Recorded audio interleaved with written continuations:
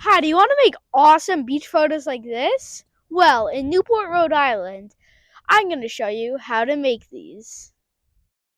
Quítate la ropa porque tu cuerpo está en celo. Estás caliente, listo para tomar vuelo. Cuando camines tu cadera se me ven como un hielo. Me gustan mis chicas de piel clara. Hielo. Ella está bien con una piña tan rica. Okay, we're down at the beach, second beach in Middletown, Rhode Island, and the seagulls are feistiest here.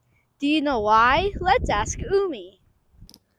Hi, Gabriel.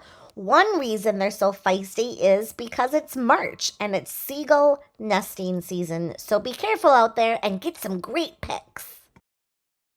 Thanks, Umi the octopus. Now, let's go and see those photos. Okay, so you're going to want to grab some food. My dad forgot the bread, so we just brought rice checks. Anything's fine, but before we did this with muffins. Let's go. Quítate la ropa porque tu cuerpo está en celo. Estás caliente, listo para tomar vuelo. Cuando camines tu cadera se me ven como un hielo. Me gustan mis chicas de piel clara. Hielo.